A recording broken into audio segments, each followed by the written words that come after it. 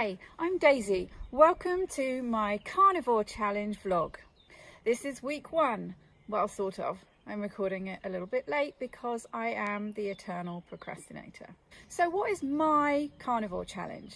I have to stress here that it is my Carnivore Challenge. I'm not commenting on what the rules of carnivore are. I'm not commenting on what anybody else does or what you should do if you're thinking of trying out carnivore. This is purely what I decided to do to set the guidelines for my own challenge. So what is it? 90 days of meat, eggs, salt and water. That's it. Now to me, that seems pretty strict. I know some people take it down another level and there are no eggs in there, but I wanted to include eggs, at least to start with. I thought as I progress, I might take it down a level or two, we'll see. That's the beauty of doing it for 90 days. I've got time to play around a little bit. And that was one of the reasons for choosing the 90 days. Another reason was that I sort of half-assed it last year and went for a 30-day challenge. Didn't even make it to the 30 days. I think I did about 3 weeks. This time I wanted to really give it a good go. And 90 days is the length of time that Sean Baker suggested for his N equals many participants. So I thought, why not?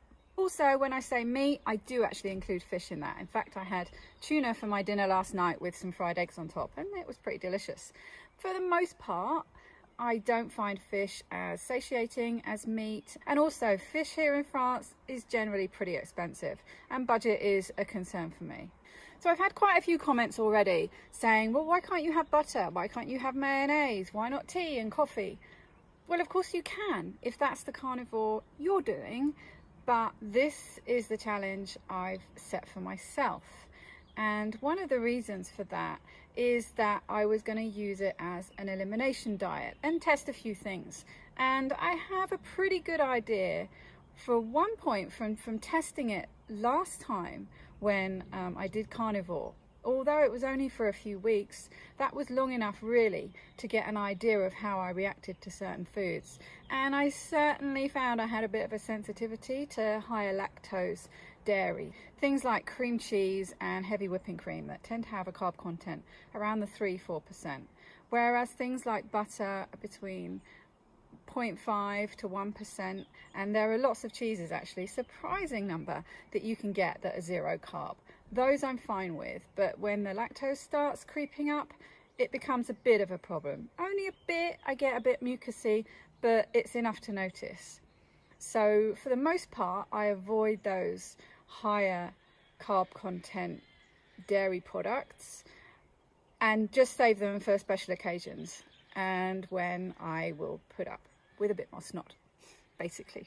So I felt that 90 days was a really good long period of time to then afterwards test all the things that I felt like testing. Of course, what might well happen is that I don't feel particularly good on other things and want to stay as a carnivore. There are quite a few people who say that once you really give it a good go, it's hard to go back to how you ate before. We shall see. Why do it at all? Why do it now? Well, part of that was because I really enjoyed Amber O'Hearn's CarnivoreCon, which is the first carnivore conference ever. And there were so many inspiring presentations that it really just fueled me up to really give it a go this time. I've been thinking about it, toying with the idea for a while. I knew I had the Denver trip coming up, and so I thought I'll try when I get back. And to be honest, I've been veering towards carnivore for a while. I've been keto for well over 2 years now. And lately, certainly in the last at least few months, maybe 6 months, a part of that time, I will eat carnivore anyway. So it hasn't been a massive leap to go from that to being carnivore. I have to say it's been the little things. Not twisting that black pepper on my eggs, not having the mayonnaise, not having the butter, and I've made some decisions along the way to help cope with that. For example, I've been eating bacon and scrambled eggs for about a year every day for my breakfast, and I love my scrambled eggs scrambled in lots of butter. Absolutely delicious. I thought, no problem, I'll just sub out that butter for bacon fat or another kind of meat fat. No, not liking that. And I tried other fats. I tried tallow and I tried chicken fat, and none of them are doing it for me. So I decided scrambled eggs have to be done in butter. Not having butter on my challenge, so no more scrambled eggs. Eggs fried over easy in bacon fat, fine, like those. So that's my new breakfast. Bacon, added sausage in there as well, and 2 eggs fried in bacon fat. Delicious. What's not to like? The other thing that has been really hard is giving up the tea and coffee. I didn't do it straight away because I still had some in the cupboard. I'm one of those people that if it's there, it will call to me at all hours. And so I figured the best way to deal with it was just to finish it off and not get any more. I'm one of those people who is the same on keto, who has to clear the house out of all temptation. Luckily, I live on my own, so I can do that. And that's the way, part of the way at least, that I deal with temptation and cravings. So the coffee hung on for a couple of days, the tea a bit longer. I've been without tea now for, well, at least 4 or 5 days, I think. And those were hard. And it's interesting trying to figure out which part of it I really miss. Is it the caffeine? Both have caffeine in them because I've been cutting my decaf coffee that I used to drink with a bit of caffeine, and also the green tea I drink has some caffeine in it. So is it the caffeine? Is it the flavour of the drink? Or is it the ritual? I mean, obviously, most likely, it's a bit of all three. But what I have found really interesting is that I think the ritual and the habit of it is probably the biggest part for me, because I've been able to deal with that craving for the most part by drinking hot water. Certainly no caffeine or flavour in that.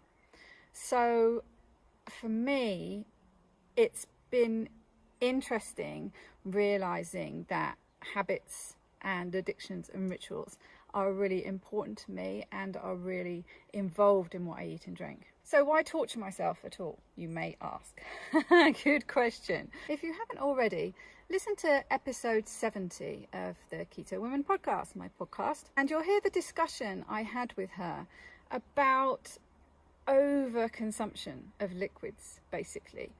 And the discussion was kicked off originally after I read a comment on the ketogenic forums about how if you drank too much water, you could flush all the electrolytes out of your body. And I thought, well, okay, there's some logic in that, and I've heard about it happening for things like marathon runners, but surely that's not going to impact me. And she said, well, actually, yes, it possibly could. And so I said, well, that's really interesting. Let's talk about it on the podcast. And I realised that potentially this might be me, because I am a bit of a guzzler when it comes to drinks. I don't just have 1 cup of coffee, I have 4 or 5. And that's the same throughout the day. So I figured it would be interesting to reduce it right down to the bare essentials, water, and see if I could find the level of my actual need rather than the level of my desire. So that's one of the reasons to take it back to water, to see if I can find that level. And that's actually one of the big reasons for the carnivore challenge for me too. And that's because I know I have real issues when it comes to emotional eating and addictive tendencies towards certain foods. And one of the things that I've found helps combat that the most is by restricting what I eat. And so keto has really helped with that. It's cut out, for the most part, all the foods that I have real addictive tendencies towards, basically carbs. They're the biggest thing that stoke the fire of the cravings. But I still definitely overeat certain things. So the more carby things like nuts and certainly all the keto treats, especially when it comes to sweet things, but also a lot of the dairy items, things like cheese. If that's in my fridge, I'm going to keep going and snacking on bits. And that's the other thing, snacking habits. I'm a dreadful grazer. I mostly can tell the difference between real hunger and head hunger, but my brain has a good way of trying to trick me that head hunger is real hunger, when it most certainly isn't. So I figured you can't dial the restriction in much more than by just eating meat, eggs, salt, water. So that's one of the probably the biggest reasons for doing it. I guess I also want to see if I can find that buzz that people talk about. People talk about it on keto, people talk about it on carnivore. I'm yet to really harness it. I've seen an increase in energy. Keto has certainly helped for my migraines, my depression, all sorts of things. But I've never really tapped into that real high and loads of energy that people talk about. So I'd like to try and find that. Any results so far? Well, yes. I took my before measurements, my weight, my waist and hip measurements, and I also took some photos. At the end of the first 7 days, I am down 2 kilos and I've lost 2 centimeters off my waist. I didn't bother taking more photos. I'll probably do those at monthly intervals. So I'm pretty pleased with that. Weight loss isn't a big motivation, but if I'm honest, I would like to lose that last bit of vanity weight. I'm perfectly healthy as I am, but I've been lower and I'd like to get back there if I can. Comfortably, that is. I'm not going to push myself past any kind of chance of maintaining that weight. And what about budget? People often say that they can't do carnivore, they can't do keto because it's too expensive. And I did actually play around with a keto budget challenge, and I'll post the links to that because, ever the procrastinator, I still haven't published it. But with carnivore, my first week anyway, I have noticed going into the second week that my spending has gone up a little bit. But in my first week, my daily average worked out at €4 a day, which I don't think is that bad. Eating eggs certainly helps with that. If you weren't eating any eggs, I think you'd struggle a bit more. But if you look for the cheap cuts and you're prepared to play around with a few different meats, you can keep the budget on a decent level. So far, so good. I have seen a decline in my cravings a bit.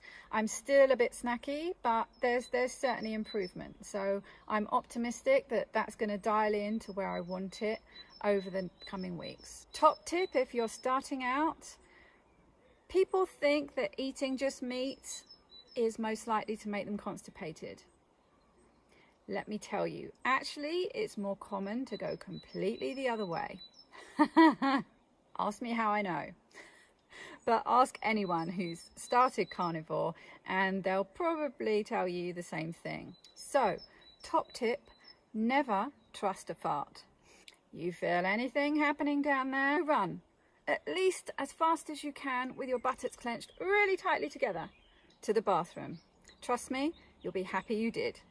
So this is my first ever YouTube video. Thank you so much for staying right to the end. I've had a lot of fun with it. It's been a steep learning curve as far as editing and all the other malarkey that goes on with getting it from here recording to you watching it on YouTube. But I have had some fun in the process. And here's a bit that just makes me laugh every time I watch it, when you hit the speed up button.